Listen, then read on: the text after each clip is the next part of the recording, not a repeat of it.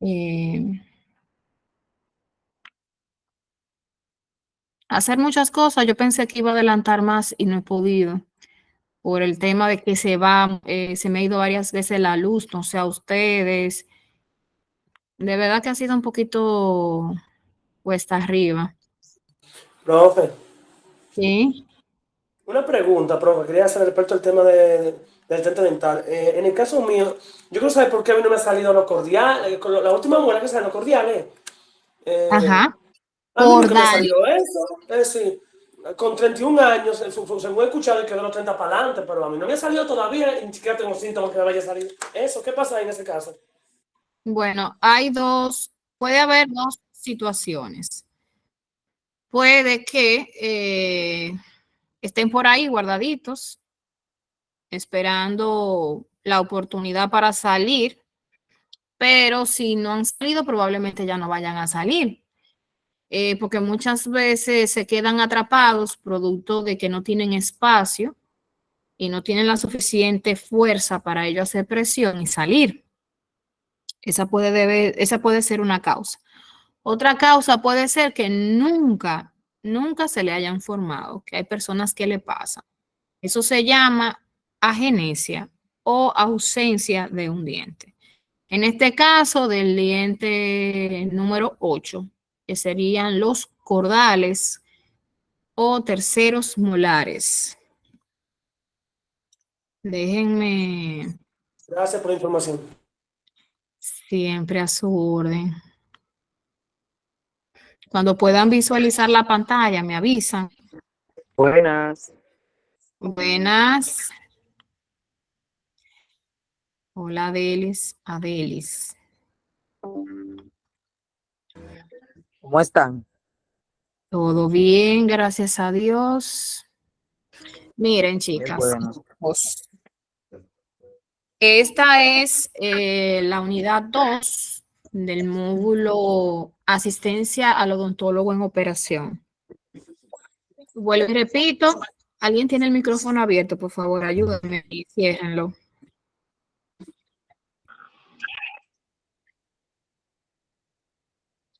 Ok, esta es la unidad 2. Recuerden que la unidad que vimos ayer es la unidad que corresponde a instrumentos dentales. Esta unidad corresponde a materiales dentales. Es esta unidad. O sea, el objetivo general de este módulo es el mismo de la unidad de ayer, que al finalizar el módulo las personas participantes estarán en capacidad de aplicar procedimientos para asistir al odontólogo en las operaciones de acuerdo a las normas de seguridad e higiene ocupacional. Dentro de los objetivos específicos, por ejemplo, ayer logramos manipular los instrumentos dentales para ser usados en el consultorio, o sea, esa parte ya la vimos. Preparar los materiales, eso lo vamos a ver aquí para iniciar con el proceso y el manejo de rayos X para toma de imágenes. Eso lo vamos a aprender aquí, en esta guía. Entonces,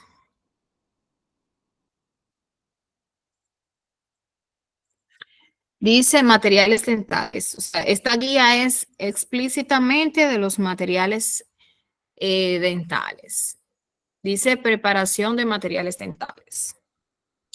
La historia de la odontología y del manejo de materiales dentales se remonta hasta 3.500 años antes de Cristo, gracias a diversos hallazgos funerarios en los cuales se observan instrumentos y materiales para sanar y reemplazar dientes.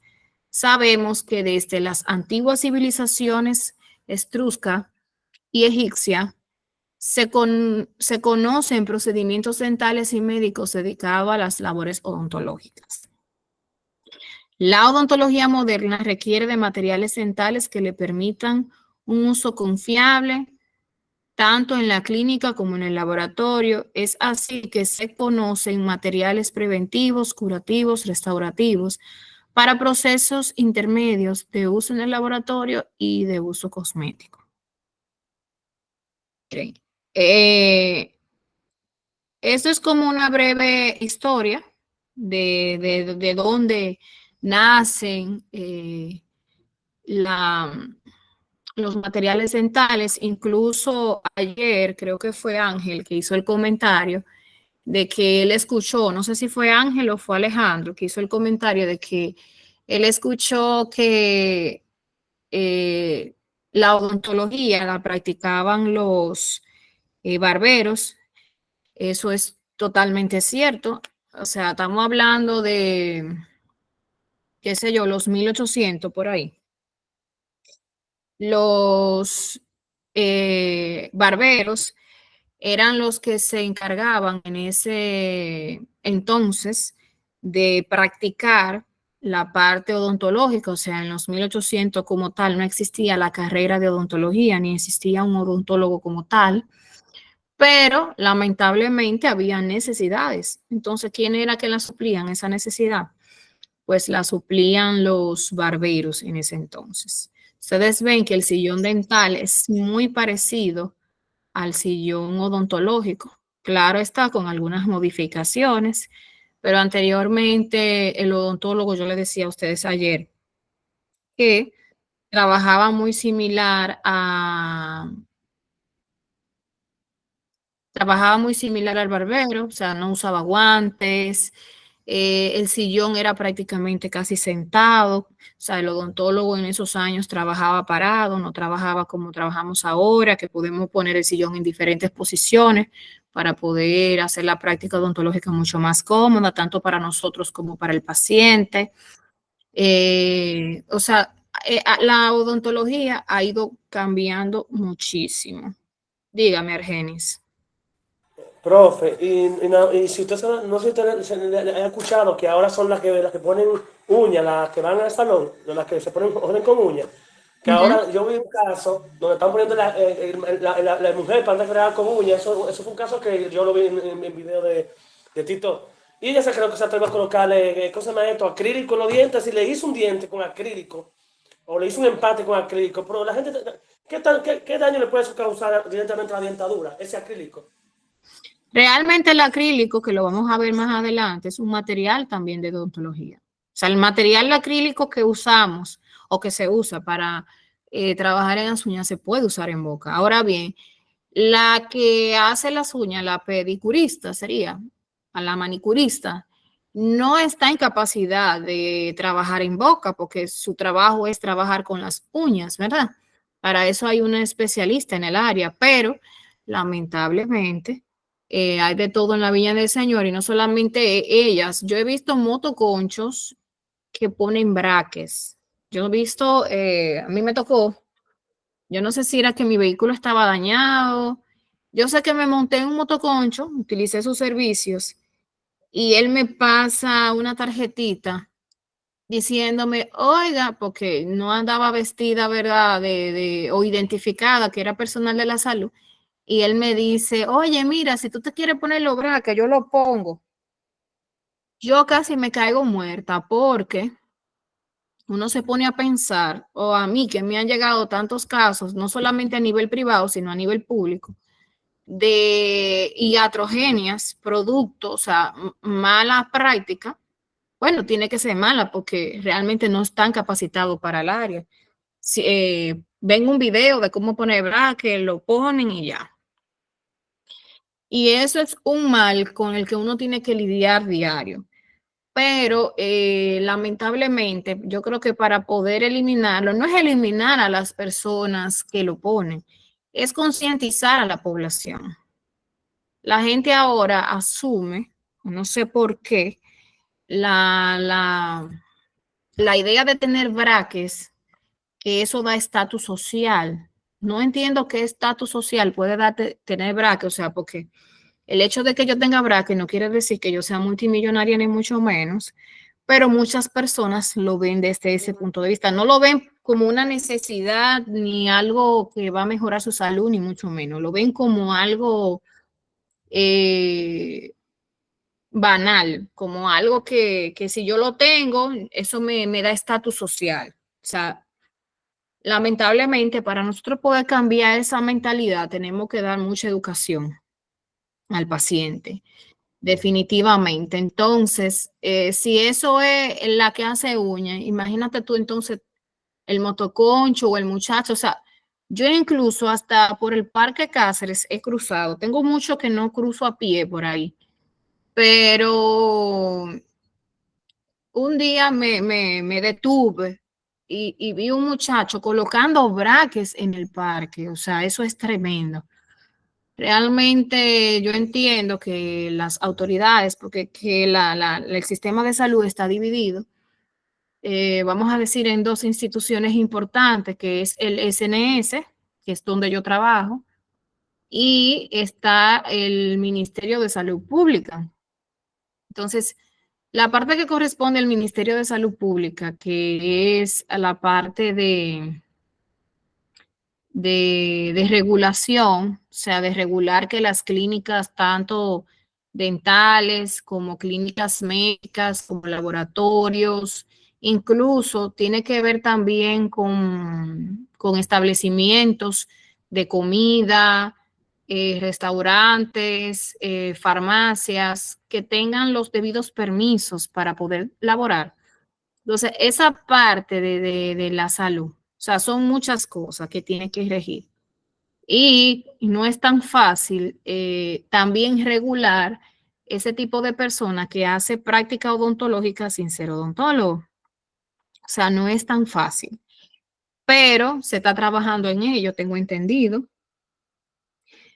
para mejorar esa situación, pero es un poquito cuesta arriba cuando una sola persona trabaja a nivel provincial, o sea, son muchas cosas y hay cosas que no va a poder manejar y que se le van a escapar, ¿verdad? Entonces, volviendo ya nuevamente al tema de la historia de los materiales de odontología, miren, yo diría que se remonta todavía un poquito más atrás de los 1800, la parte odontológica, cuando nuestros aborígenes indios existían. Ellos utilizaban diferentes plantas que eran curativas. De ahí es que se salen lo que son los anestésicos. Los anestésicos, ustedes saben que vienen de una planta opioidea llamada, o sea, la de la marihuana, de la flor de la marihuana, es que vienen la gran mayoría de los anestésicos que se utilizan hoy en día. Y gracias al uso que le daban los indios, que ellos por lo regular lo utilizaban no como medio curativo, sino como una forma de ellos eh, comunicarse con sus dioses. Eso era lo que yo entendía. Lo que yo no entendían era que se drogaban, pero, o sea, esa es la función que uno ve ahora. Pero anteriormente ellos veían como que era una forma de ellos comunicarse con, con sus dioses. Ustedes saben que ese tipo de droga tiende a ser alucinógena, dependiendo de la cantidad que se use. Entonces, ellos al parecer alucinaban y creían que esa era una forma de comunicación con sus dioses. Y de ahí es que vienen también los analgésicos y vienen también o sea, de esa planta vienen los analgésicos y de otras vienen los antibióticos, etcétera. O sea que todavía en la parte de materiales, no solamente dentales, sino porque también tenemos la anestesia como un material dental, eh, todavía se remonta todavía mucho más atrás. Miren, dentro de la manipulación de los materiales vamos a encontrar lo que es la amalgama dental, que está hecha de una combinación de metales que incluye mercurio, plata, estaño y cobre. A veces se describe como un empaste de color plata, esos son los plateados que yo le decía ayer. Empastes dentales de amalgama han sido utilizados por los dentistas por más de 100 años porque es muy durable y accesible a otros materiales dentales. Miren, esto que ustedes ven ahí son cápsulas de amalgama. Anteriormente, claro está, cuando se inventó por primera vez, no venía así, venía un polvo que era ese mezclado de plata, estaño y cobre, y el mercurio, que era como si fuera un líquido, ¿verdad? Que venía aparte. Entonces utilizaban como si fuera un mortero, lo que utilizamos para majar el agua, el mortero y el pilón. Lo que pasa es que en miniatura, lógicamente, para uso odontológico, entonces ahí se mezclaba lo que era el material de amalgama y luego era llevado a la boca del paciente. Ahora no, ahora viene muy práctico, vienen estas cápsulas que uno la monta en un aparato que se llama amalgamador, que lo vamos a ver, tal vez no este domingo, pero sí el domingo de la semana que viene, tal vez. Entonces, esa amalgama se monta ahí en ese aparato, ella se encarga con la vibración de mezclar tanto el mercurio, o sea, el polvo con el líquido, y luego entonces ya está lista para ser llevada a la boca del paciente. Tenemos hay alguien con el micrófono abierto, por favor, ayúdenme.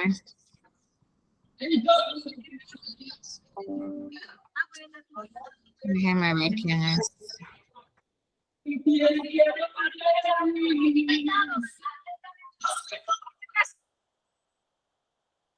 Ok. Entonces tenemos lo que son las resinas. Hay de dos tipos, autocurable y fotocurable. Son materiales plásticos que se adhieren por microretención debe biselarse el borde cabo superficial de la cavidad, la cual a su vez debe ser conservadora. Al biselarse se exponen los prismas adamantinos en forma transversal, favoreciendo la desmineralización o descalcificación en forma rápida.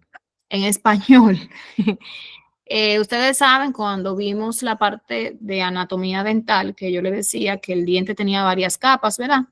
Entonces, cuando hablamos de la primera capa, que es el esmalte está compuesto, está microscópicamente, se ve como si fueran,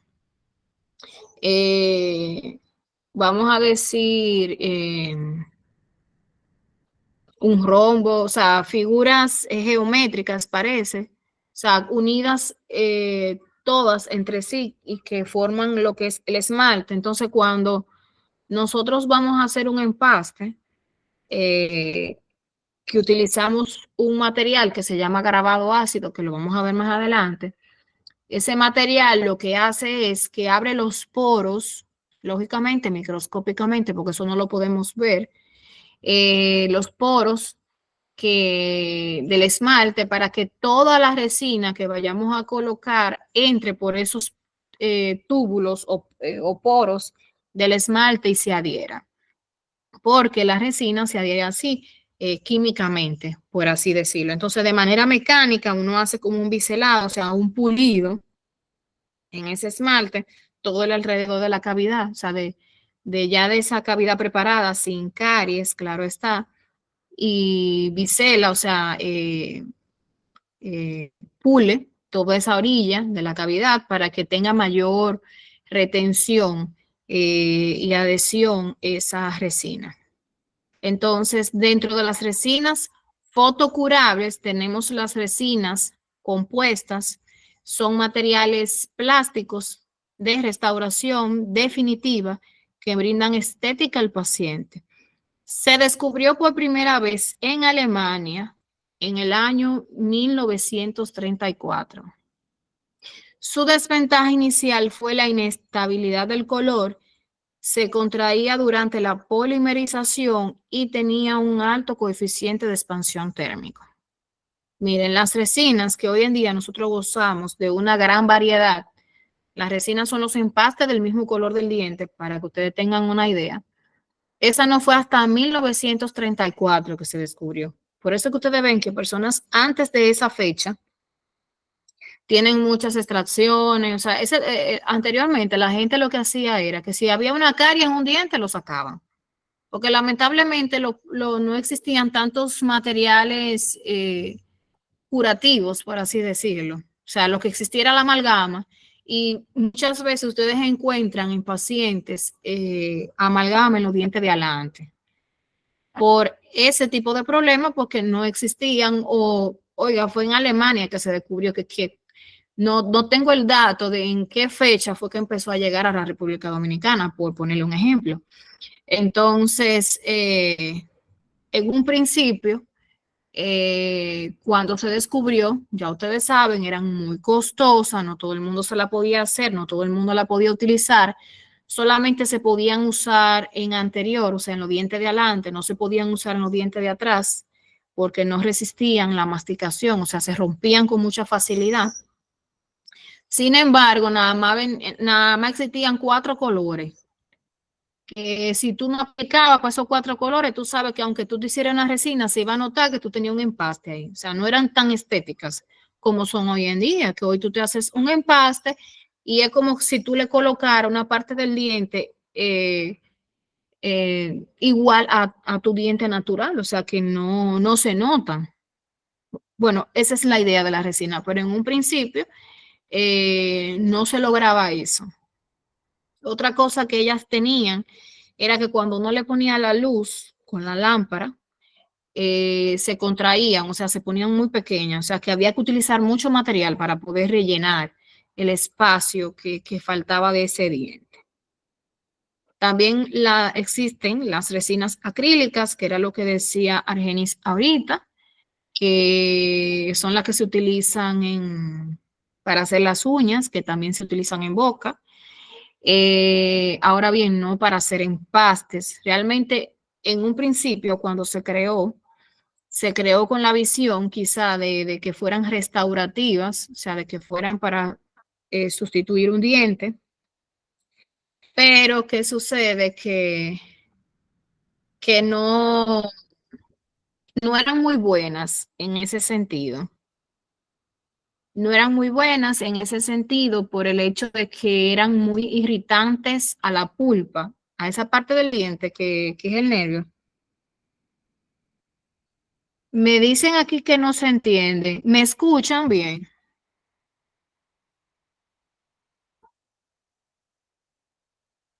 ¿Me escuchan?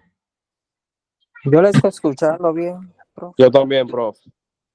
Ok, Lisania, puede ser su internet porque vuelvo y repito, el internet está mal hoy. Definitivamente yo pensé que no le iba a poder dar clase a ustedes porque se fue varias veces la luz, producto de la lluvia.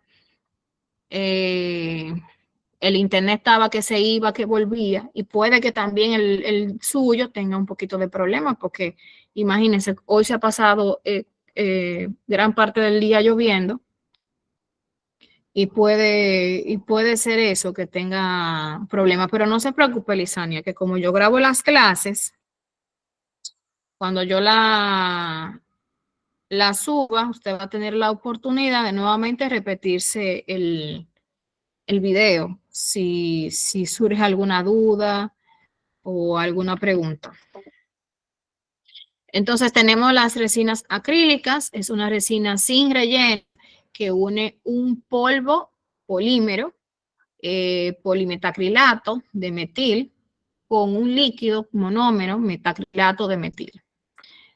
Su inconveniente es que provoca, miren lo que lo que le estaba diciendo ahorita, que provocaba reacción pulpar y cambios en el color del diente. O sea, que anteriormente vinieron con la visión de ser restaurativas, como las que vimos ahorita, como las compuestas. Entonces, pero producto de que provocaba irritación directa a la pulpa, entonces se eliminó esa opción. Entonces, hoy en día se utilizan para hacer provisionales. Y es esta imagen que vemos aquí, que viene un polvo y un líquido. El olor, si ustedes se van a dar cuenta, es muy parecido al olor que se utiliza en las uñas. Casi es el mismo componente. Entonces, las resinas, dependiendo de su mecanismo de polimerización, existen 2, las resinas autocurables o autopolimerizables, cuya polimerización es por activación o reacción química, como en este caso, como las acrílicas. Lo que quiere decir, cuando hablamos de polimerización, lo que estamos diciendo es secado, cómo se secan ellas. Entonces, como dice que son autocurables, o sea, que ellas se secan solas, sin ninguna, vamos a decir, ningún aditamento adicional. En este caso es cuando tú mezclas el polvo y el líquido, el mismo polvo y el líquido va haciendo la reacción química y ellas secan con esa reacción, con el simple hecho de mezclarlas, te dan un tiempo de manipulación y luego secan solas. Ahora, las fotocurables o fotopolimerizables, cuya polimerización es por medio de una lámpara de luz halógena, que es la típica lámpara que nosotros conocemos. De hecho, hay algunos de ustedes que de algún modo determinado se ha hecho empastes. Entonces, esa lámpara que utilizamos son para las resinas tipo fotopolimerizable, o sea, que necesitan de esa lámpara, esa luz para poder secar, como son estas, las resinas compuestas, que fue la que vimos ahorita. Esas necesitan de una lámpara especial, que son estas mismas también. Entonces, dentro de los materiales también de odontología, tenemos lo que son los barnices. Son sustancias que se colocan en el diente y que forman una capa o película con el objetivo de protegerlo contra la reacción, contra la acción irritante de otros materiales de obturación permanente. En la actualidad, debido al uso de los adhesivos dentarios, los barnices tienen poco uso en la operatoria dental. O sea, este tipo de barniz, estamos hablando de que en los 90 se utilizaba muchísimo, ya hoy en día no tanto. Por ejemplo, yo no lo uso en mi área odontológica. ¿Por qué? Porque luego de ellos vinieron lo que son los adhesivos dentales, que son lo que te ayudan a que la resina se pegue mejor al diente. Entonces ya el mismo adhesivo y las bases, que la vamos a ver más adelante, las bases cavitarias, ayudan a proteger el diente, lo que los barnices no se hicieron, o sea, ya dejaron, están un poquito en desuso. Ahora bien, ¿por qué se los menciono? Número uno, está en la guía de los materiales que yo debo de enseñarle a ustedes. Y número dos, hay dentistas todavía que lo usan, que son de la vieja guardia, como uno dice. O sea, lo utilizan y es bueno que de todas maneras, independientemente de ustedes, conozcan todos los materiales. Tenemos el hidróxido de calcio, que es excelente para mí, o sea, uno de los mejores materiales que ha existido. Dice que el hidróxido de calcio es un medicamento muy utilizado en tratamientos odontológicos conservadores, especialmente en el caso de las endodoncias por su acción bactericida y antifúngica. ¿Se acuerdan ayer cuando vimos la clorexidina, que también tenía esa misma propiedad de bactericida y antifúngica? Además, el hidróxido de calcio estimula la remineralización de la dentina y la cicatrización de los tejidos. Esta sustancia química también reduce el edema que se forma durante la intervención, permite sellar el sistema de conductos y disminuir la sensibilidad dental.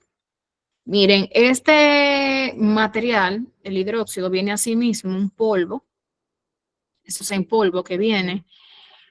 Bueno, tiene muchas presentaciones, la van a ver más adelante porque el material del hidróxido, ustedes van a ver que muchos de los materiales nuevos que han salido ahora, o sea, que ha salido en otras presentaciones, pero a nivel inicial,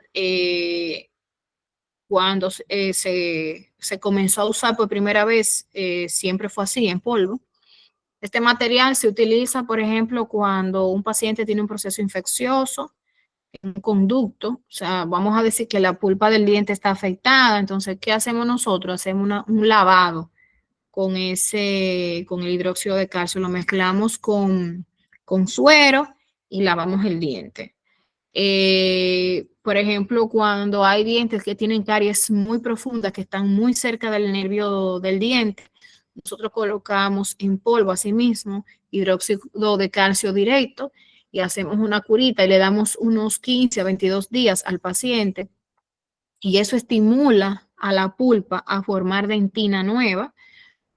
Claro está, eso funciona en dientes jóvenes, o sea, estamos hablando de niños, qué sé yo, 12, 15, 18 años, nomás de ahí, que estimula la formación de dentina, o sea, que son pulpas jóvenes, por así decirlo. Se utiliza mucho en tratamientos de canal, o sea, los materiales que se utilizan para el sellado de los conductos, todos son a base de hidróxido de calcio. Hay gente que lo coloca puro directamente. El hidróxido, o sea, tiene múltiples usos. tenemos lo que es el Lical, que también es a base de hidróxido de calcio, mírenlo aquí, es radiopaco, es un material rígido y autocurable, o sea que se cura solo, seca solo, utilizado para la base protectora de la pulpa, así como también bajo los materiales de relleno dental. Ventajas: basado en la fórmula original del Lical, el cemento de hidróxido de calcio radiopaco le provee con el potencial de mejorar la estética y función comparada clínicamente. O sea, este material se utiliza como base cavitaria. Cuando hablo de base cavitaria, me refiero a que se coloca primero antes de una resina o antes de una amalgama.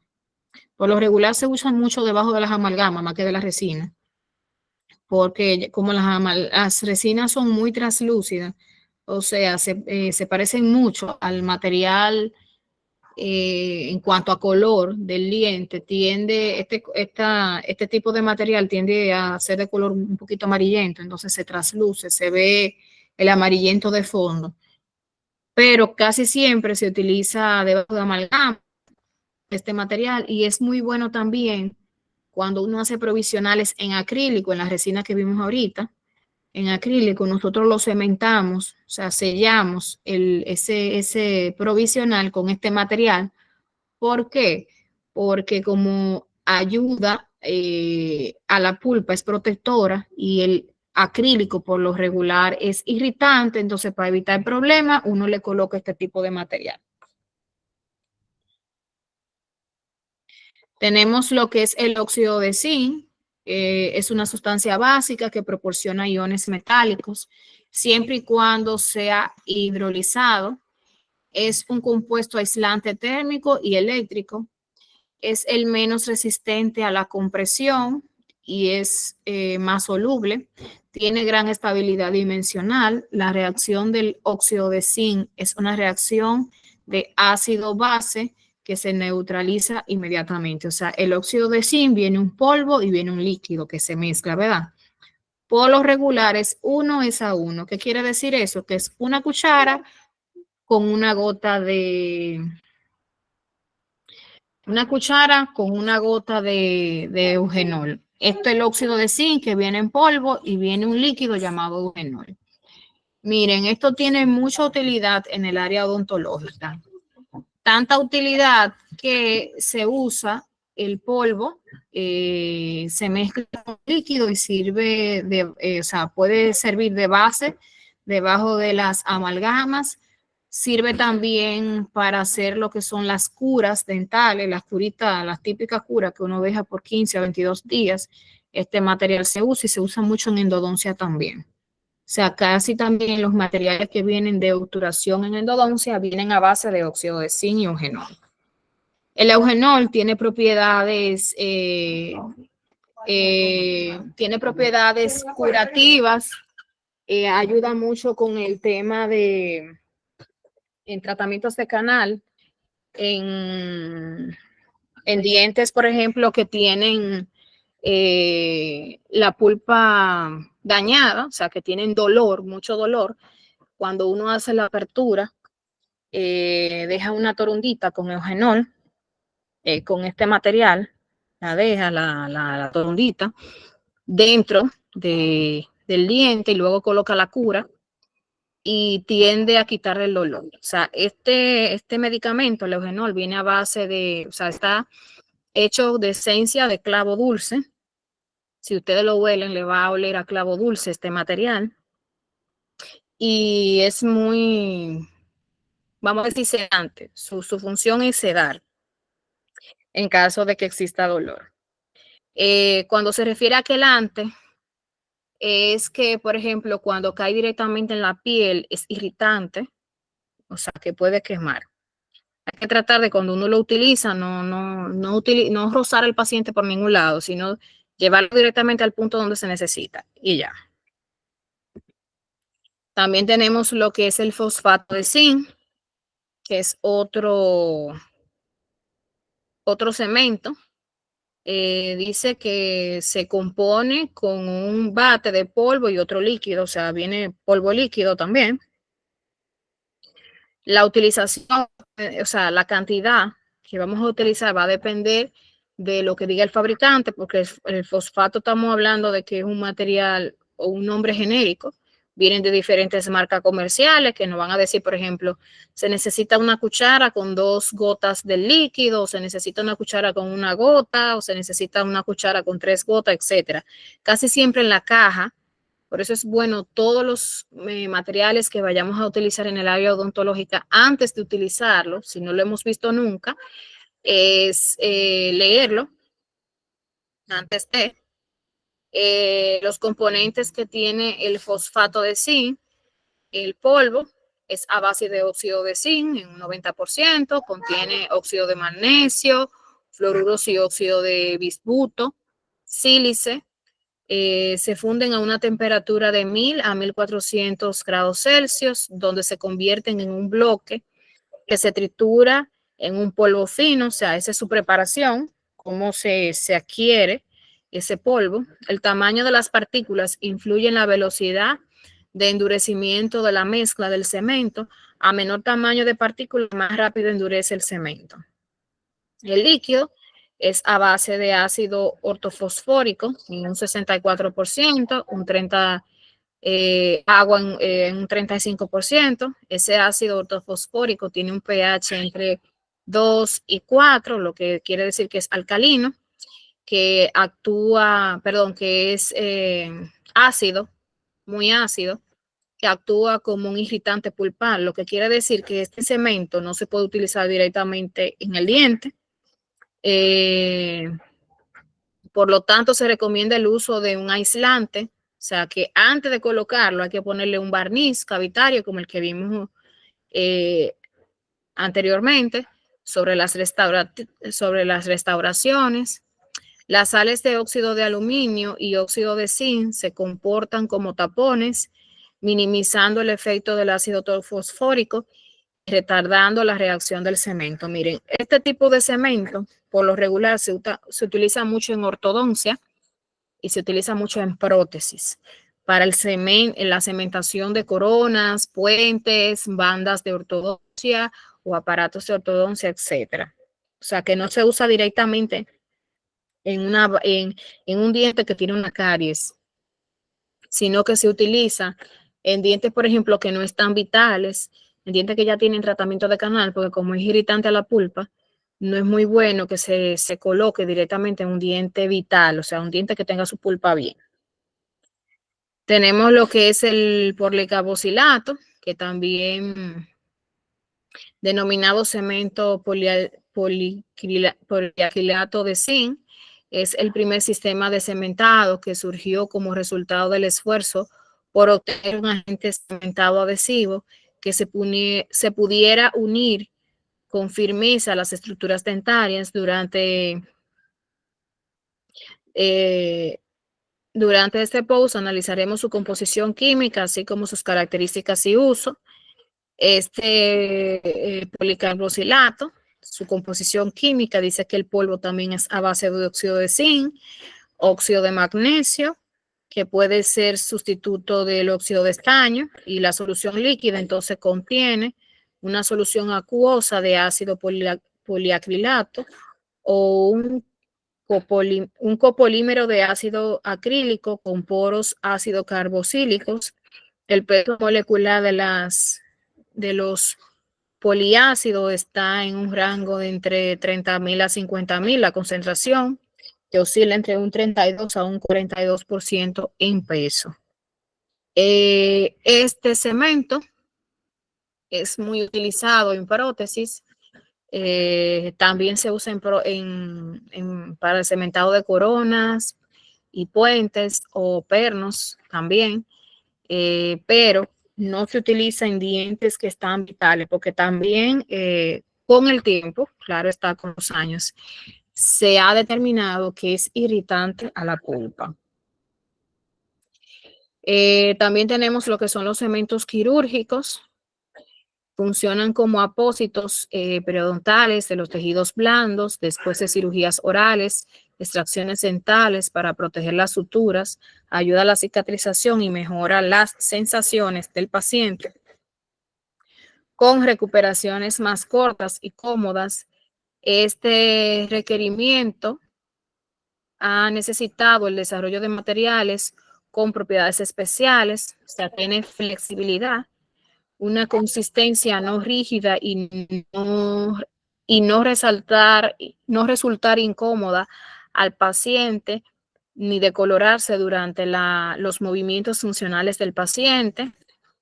Funciona como barrera física, o sea que protector contra infecciones, además del mantenimiento de las heridas, suturas, alvéolos, limpios de restos de alimentos o de cuerpos extraños.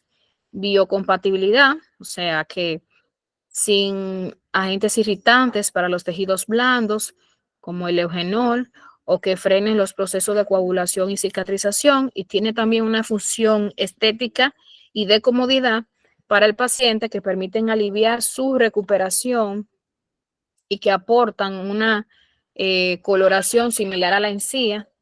Todo ello facilita la labor del odontólogo y su reconocimiento como profesional dental. Miren, los cementos quirúrgicos se usan mucho en cirugía que se hacen básicamente de las encías. Por ejemplo, cuando cortamos encías en pacientes que tienen la encía no inflamada, sino que producto de algunos medicamentos, se engrosan las encías, se ponen muy gruesas, muy fuertes. Entonces, ese procedimiento se llama gingivectomía con gingivoplastía. Entonces, cuando se hace ese tipo de procesos, que se corta la encía, a un modo de, vamos a decir, de protección de ese proceso, se le coloca un cemento quirúrgico, como su nombre lo dice, para colaborar de que no se le entre comida, de que no, como la cirugía es casi en la boca completa, no le dé, o sea, el paciente pueda comer con facilidad y no le dé dolor, no se lastime tampoco. En el caso también de pacientes que se le hacen injertos de encía, sabes que hay pacientes que tienen poca encía o que la tienen muy fina y por lo regular cualquier golpecito que se den con una cuchara o con el cepillado un poquito fuerte, la encía tiende a despegarse del diente, más no del hueso, o sea, conserva el hueso, pero le falta encía. Entonces, en ese tipo de casos se hace injerto de encía. También en ese caso se usa mucho ese tipo de cemento que protege ese injerto de que no vaya a dañársele, o sea, que ese injerto logre tener éxito y por eso se le colocan también los cementos quirúrgicos para protegerlo, ¿verdad? De los alimentos y protegerlo también de que el paciente se dé algún golpe con los alimentos o con la higienización y entonces el injerto después no funcione. Otro material por predilección es el ionómero de vidrio o ionómero de vítreo. Es un biomaterial con un gran campo de utilización en odontología restauradora y preventiva. Surge en la década de 1970 gracias a investigaciones de científicos como Wilson y Kane. Sin embargo, ha sufrido modificaciones en su estructura química y composición a través de los años. Antiguamente este cemento era denominado cemento polialquineato de vidrio, pero su nombre actual, el cual ha sido ampliamente difundido, además tiene estrecha relación con su composición. Miren, el ionómero de vidrio es excelente. Este es el material que actualmente se utiliza como base cavitaria, tanto para resina como para amalgama. Es un material que ha sufrido muchas modificaciones en su composición, o sea que vienen de diferentes presentaciones. Vienen de tipo 1, tipo 2 y tipo 3. Vienen fotocurables, o sea que se puede secar con luz, igual que las resinas, porque tienen compuestos muy parecidos a la resina que uno utiliza con el paciente.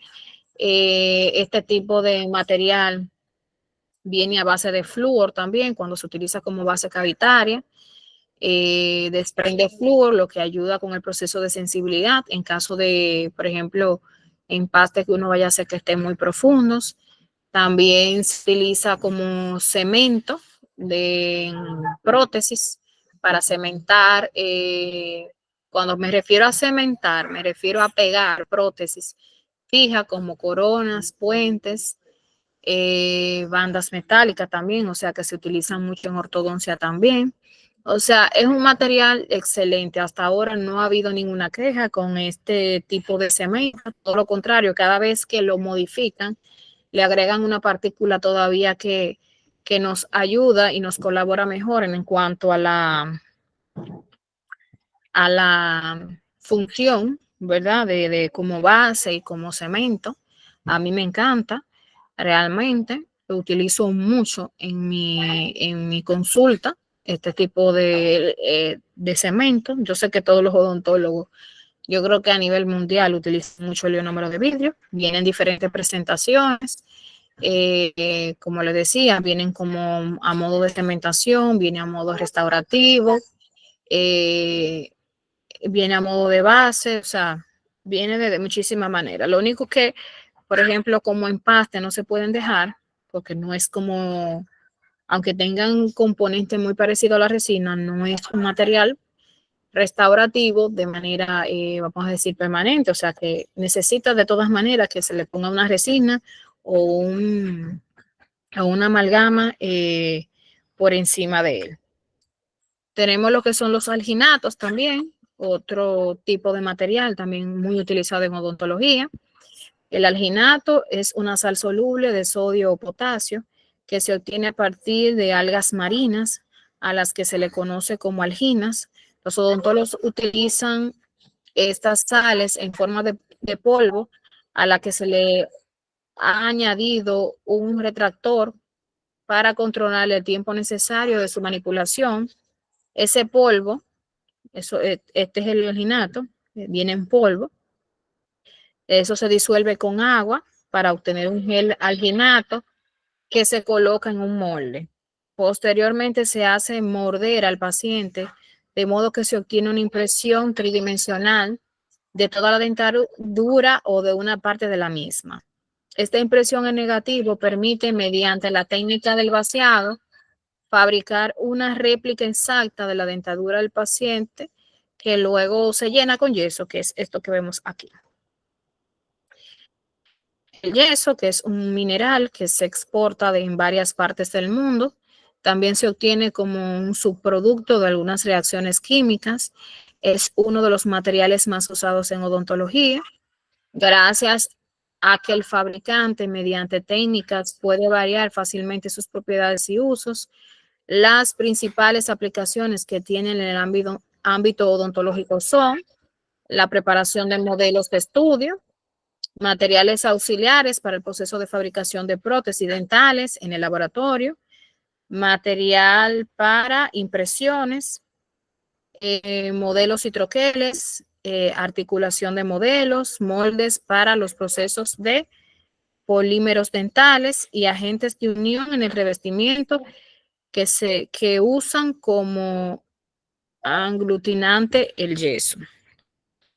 O sea, el yeso es un material que se utiliza luego de tomarle una medida al paciente con el alginato. O sea, primero tomamos la medida, o sea, no llevamos el yeso a la boca, sino el alginato.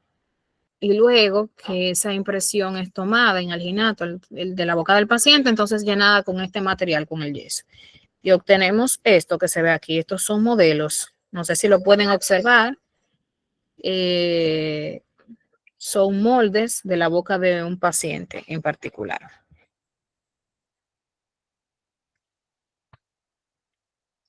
Esta parte de rayos X, yo no la, o sea, ya la vimos ayer. Ayer la mencionamos muchísimo. Esta fue la que vimos que son las interproximales, que la vimos que son radiografías que se utilizan para el diagnóstico de caries. Están las periapicales, están las palatales. Este tipo de radiografía ya casi no se usa mucho en el área odontológica porque vino la invención de lo que son las panorámicas, que nos dan una visión todavía más detallada de la boca del paciente. Vimos las cefalométricas, que hablábamos que se utilizan mucho para pacientes que se van a hacer ortodoncia y pacientes que se van a hacer implantes. Vimos el proceso de revelado de las radiografías, Y me voy a detener aquí, que para mí es algo muy importante y es la posición en la que ustedes van a trabajar durante estén en el área odontológica, por así decirlo. Y vamos a utilizar la técnica cuatro manos. Cuatro manos quiere decir que van a estar las dos manos de los asistentes más las dos manos del odontólogo en boca del paciente. Entonces dice objetivos particulares de la técnica cuatro manos.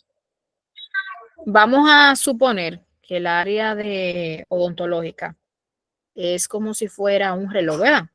Entonces, el área donde se debe de colocar el operador, cuando hablo de operador me refiero al odontólogo, es el área entre las 8 a 11. O sea, entre ese espacio de 8 a 11 que se va a colocar el odontólogo. Hay una zona que es estática, que no va nadie, que es de las 11 a las 2. Y de las 2 a las 5 es el área donde se tiene que colocar el asistente, que es casi siempre frente al odontólogo. Hay una zona de transferencia que es por donde el asistente le pasa los materiales al odontólogo, que es entre las 5 y las 8. Ahí básicamente que se hacen los intercambios de instrumentos y materiales. Cuando se refiere a la zona estática, que es la que vemos aquí, que está entre la 11 y la 2, que es esta parte, miren, aquí detrás.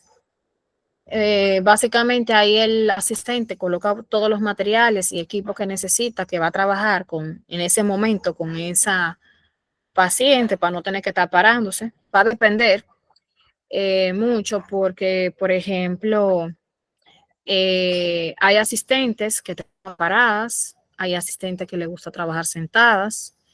Eso va a depender del odontólogo, o sea, cómo el odontólogo le gusta que su asistente esté, si al lado de él, si del otro lado, si parada o qué. Entonces, el equipo, o sea, el sillón dental, tiene la escupidera, que aquí dice charola, pero es escupidera, una lámpara, tiene un eyector, jeringa triple, pieza de mano, un banquillo de operador y un banquillo de asistente. Dentro del instrumental, que eso lo vimos ayer, que está el instrumental básico, que son los espejos, la pinza, el explorador. Aquí habla de excavador, se refiere a lo que es una cucharilla. Dentro de los materiales a usar, por ejemplo, nosotros por lo regular, si vamos a trabajar en el área de cirugía, usamos campos quirúrgicos o campos de trabajo. Usamos gorro, bata, careta, lentes de protección, mascarillas, guantes. Aquí dice, los movimientos de las clases 4 manos, 5 y 6 son las que más fatigan porque requieren gran actividad muscular. Dice, el operador y asistente ejecutan cada operación de acuerdo a una deliberada planeación establecida. El equipo dental se selecciona cuidadosamente para permitir que el operador asistente aplique un principio de simplificación de trabajo. Eso es simple. Lo que quiere decir es que ustedes como futuros asistentes dentales casi siempre saben, o sea, qué se le va a hacer al paciente antes de que el paciente pase al área odontológica. O sea, ¿cuál es su deber como asistentes dentales? Es organizar todo lo que ustedes necesitan. O sea, que cuando el doctor lo vaya a necesitar, no tenga, fulano, ¿dónde está tal cosa? Eso hace que se pierda demasiado tiempo. Demasiado tiempo. Incluso, no solamente se pierde tiempo, sino que ustedes como asistentes se cansan más porque tienen que estar dando más vueltas. Si ustedes organizan todo lo que ustedes necesitan, organizan todas sus bandejas, todo el material que ustedes van a utilizar, les aseguro yo que muy pocas cosas ustedes se tienen que mover durante el proceso de asistencia junto con el odontólogo. Dice aquí, la técnica 4 manos nos sirve para aumentar la productividad de trabajo, teniendo en cuenta los principios simplificados del equipo instrumental, de tal forma que el operador y asistente trabajen de manera cómoda y libre de tensión, disminuir movimientos, reducir la extensión de movimientos, hacer movimientos continuos y no en zigzag, ubicar instrumentos y material, colocar instrumental y material tan cerca como sea posible del lugar de trabajo, planificar el equipo a utilizar, disminuir el número de cambios visuales,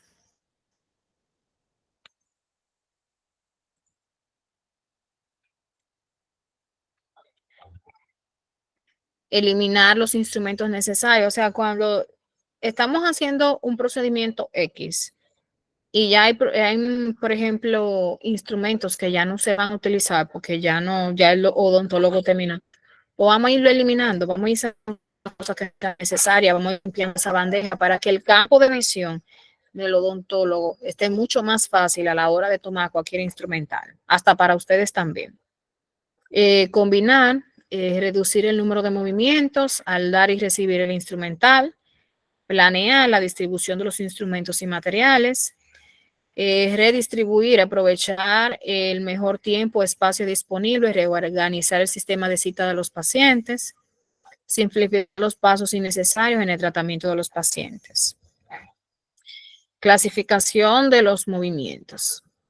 Trabajo, el operador está utilizando, por ejemplo, el explorador en la mano derecha, el espejo en la mano izquierda, por lo regular es así que uno trabaja. El asistente sostiene la jeringa triple en una mano o en la mano derecha y en la izquierda el próximo instrumental a utilizar. Esto va a depender de cómo a su odontólogo le guste trabajar, porque muchas veces el odontólogo prefiere que el asistente tenga la jeringa triple y el succión en la mano. O sea, jeringa triple en la mano derecha, succión en la mano izquierda, casi siempre. Señales. El operador señala con un estilo para recibir el siguiente instrumento. Eso va a depender también, porque no todos los odontólogos les gusta que le pasen el instrumento en la mano, pero hay otros que sí, que les gusta. Hay otros que les gusta que le pongan todo en la bandeja y ellos se encargan de tomarlo. Por eso es tan importante la preparación de la bandeja. En este caso, dice separando el instrumento del diente con el que se está trabajando. Preintercambio, el asistente toma el instrumental que ha sido usado con los dedos anular y meñique y pulgar a la izquierda y pulgar de la mano izquierda. La media de intercambio, el asistente coloca suavemente el instrumento siguiente en la mano del operador y en la posición en la que lo va a utilizar. O sea que si en caso de que ustedes se vayan a dedicar a pasar el instrumental al operador o al odontólogo, siempre es bueno pasárselo del lado de la parte activa. Me explico. Si ustedes le van a pasar al espejo, en este caso, ustedes se lo van a pasar por el mango, la cuestión que le quede al odontólogo del lado que el espejo le quede de la parte activa para colocarlo directamente en la boca del paciente, que no tenga que darle la vuelta al instrumento para poder utilizarlo. A eso que me refiero. Trabajo con la mano derecha, el asistente sostiene el eyector y con la izquierda la jeringa triple. También lo puede hacer de esta manera. Todo va a depender lógicamente, de la agilidad del asistente en este caso, y va a depender, vuelvo y le repito, la técnica cuatro manos varía mucho y va a depender un tanto del operador, o sea, qué es lo que quiere el odontólogo. O sea, yo los enseño a trabajar como asistentes. Ahora bien, el odontólogo con el que ustedes vayan a trabajar moldea esa parte, porque cada quien tiene un estilo de trabajo muy diferente. Una cosa es la teoría y una cosa es al momento de la práctica. ¿Alguna pregunta? ¿Duda?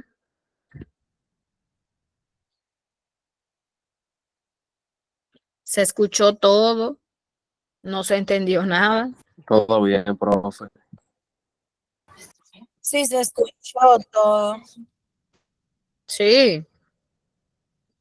Ya el domingo podemos trabajar entonces ya como asistente y lo vamos a hacer, sí.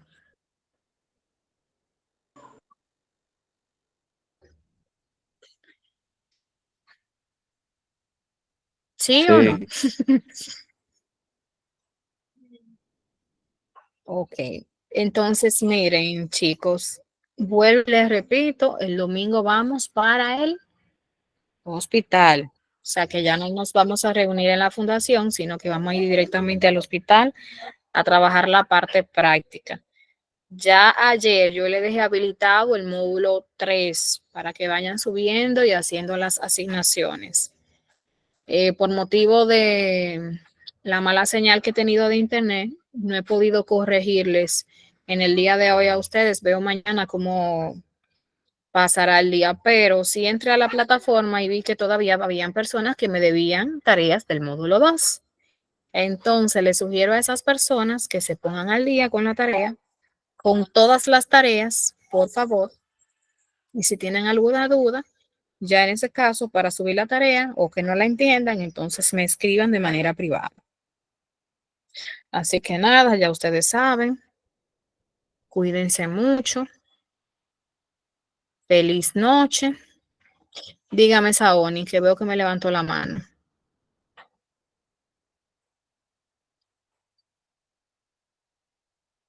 ¿Tiene alguna pregunta?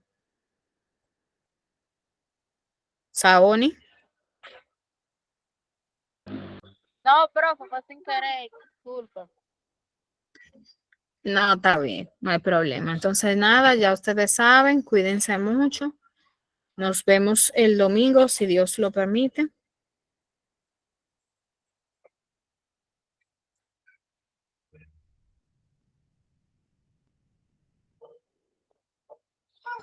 Bye, prof.